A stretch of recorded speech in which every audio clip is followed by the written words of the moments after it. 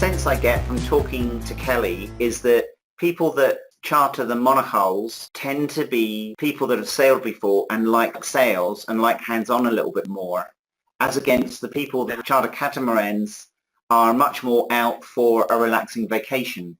Yeah, the great thing about catamarans, and what I've learned from being a monohull sailor and now a catamaran sailor, is you can get exhilarating, amazing sails on these big catamarans. So for people that want to do some sailing, still a catamaran's great. So that's Mora Mora. I'll go into the differences between cats. I talk a little bit about monohulls versus cats. So catamarans fall basically, and I'm really oversimplifying it, but basically into two different categories: less than 6 passengers or more than 6 passengers.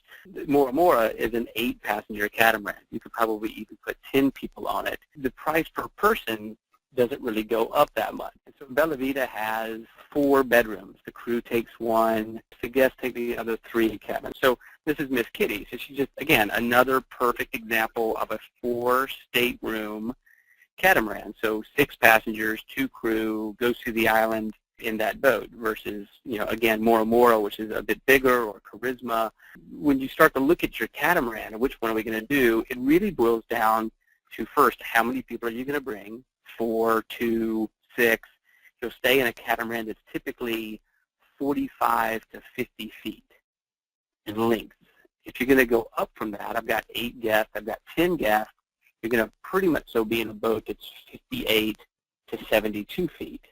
That's not to say that 4 people can't rent Mora Mora.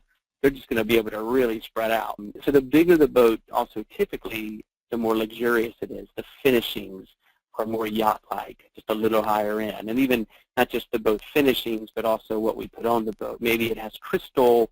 Some of the finer touches of the boat step up with the bigger boat, but also with the price point. And then from a price point standpoint, the smaller or medium-sized catamarans, 45 to 50 feet, in today's market are pretty much so $2,500 down to $2,000 per person per week, all-inclusive, where the bigger ones, like Mora Mora, are more like $3,000 a person, all-inclusive per week. When you think about it that way, it's very affordable, I would say.